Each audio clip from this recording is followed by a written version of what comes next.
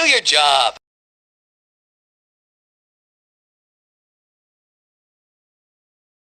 Craig Wilkerson from Anaheim, California. I got my fight coming up. It's on the 24th. That's, 11 days out now. This fight has been different than most of my other ones. Changed my training regimen. I was training with a different strength and conditioning coach. For this fight, I switched to another guy.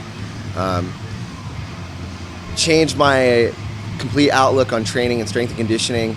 I thought I knew what strength and conditioning was until I had my new trainer. He's really pushed my boundaries, what I look for in a trainer. He's very, comes up with a lot of different unconventional type things. So that's just one aspect. Two, my mental outlook on life has changed a lot from my last fight. I just cut out a lot of the unnecessary kind of distractions that, everyone has certain things leading up to a fight. This one especially, a lot of things got cut out. So it's been able to focus a lot more on just the fight and, winning and maximizing my potential as much as possible. And third, I think I kind of went back to my roots. For the last couple years, I've worked a lot of striking. I didn't stop doing wrestling and jiu-jitsu. It's just that was more the focus. It moved, more into striking, and then the other ones didn't get as much attention. And now it's kind of come full circle. I brought back in a wrestler from Cal State Fullerton, who I actually used to coach in high school. He's probably one of the better guys on the team, and it's brought back a lot of my wrestling. And I've been seeing it kind of translate, not just with the wrestling, it's translating into my jiu-jitsu as well as my striking, because it's bringing back some of my speed and my quicker reflexes. Who is it that you're fighting? I'm fighting Fernando Bottega. I don't really know that much about him. I know he's from Shootbox. I know he's mainly a jiu-jitsu guy, and that's about it. I'm really not too worried about what he's going to do. I'm just trying to focus on implementing my game plan and what I'm going to do. So. Well, we're here at CSW. Who are some of the guys that help you out over here?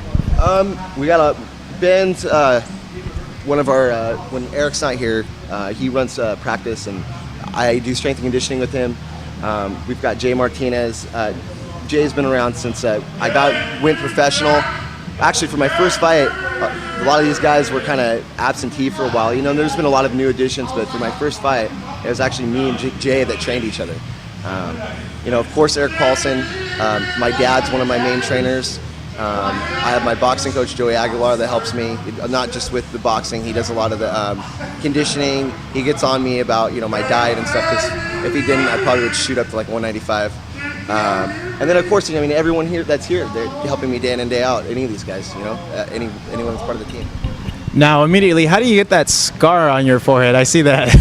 I actually I got it from fighting, but not from a cage fight. It was, I know it sounds bad, but like, I was in downtown Fullerton. I was at home, and my friend, it was his, I forget what birthday it was for him, but it was on Cinco de Mayo. I'll never forget. I didn't go out for his birthday, but he called me, and it was like probably around like 1 a.m, and he's like, dude, I'm drunk. I need a ride home. And I was like, dude, I'm asleep. I had like a midterm the next day, but I'm one of those friends that will get out of bed. I wanted to make sure he's gonna get home, and so I got in my car, drove over. It was when Rock and Taco was still there, and we got there, and I walked in, and I went and got him, and when we were leaving, my friend was kind of one of those loud, kind of obnoxious guys, especially because it was his birthday and whatnot. He said some comments to some girls and guys, but nothing like bad. He was just being funny. That's the only thing I can figure. But as we left Rock and Talk, we were crossing the street where like Roscoe's is, and some guy said something to me and him as we were walking. He was with a buddy, and I didn't really think much of it. I kind of turned around and I was like, whatever. And then I heard like footsteps like running behind us, and I turned around, the guy sucker punched me for no reason. I didn't see this guy at the bar or anything. So I've been in fights in the street, and normally you can see it coming. You get kind of like aware. There's like a certain kind of awareness that, something might go down. This was completely random. And without even thinking, I'd only been training for maybe about, I've been training my whole life, but actually in the professional realm of the sense, probably like maybe a year and a half.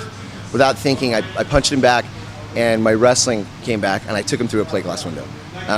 The plate glass window, it's called like the Gelato Cafe. It used to be like an old like bookstore, and You know what? I actually remember seeing that broken window because I'm from here in Fullerton. I remember that. That would be me. So yeah, I took him through the window, ended up on top of him, started elbowing him. Guy didn't know how to defend himself, and he was screaming in pain. But the next thing I knew, blood was squirting out everywhere. I had to get off of him, and he jumped out through the window. And actually, my buddy choked out his friend.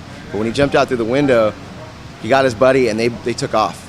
I had to crawl out through the window. When I crawled out, there was some guy from where table 10 is, ran over, was like screaming. He's like, dude, you're bleeding. And he wrapped a thing around my head, and they called the ambulance. And I told him, tell him that I don't need it because it costs like a grip load. And I ended up getting picked up by one of my friends and taken to St. Jude. And I ended up getting 65 stitches that night. So you got 35, 7, 15, 9, and then there was like 2 on my finger.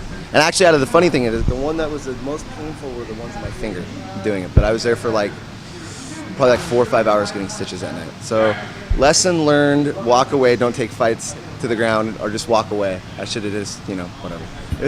Well, good luck on your fight, and we look forward to you getting the victory. Thank you.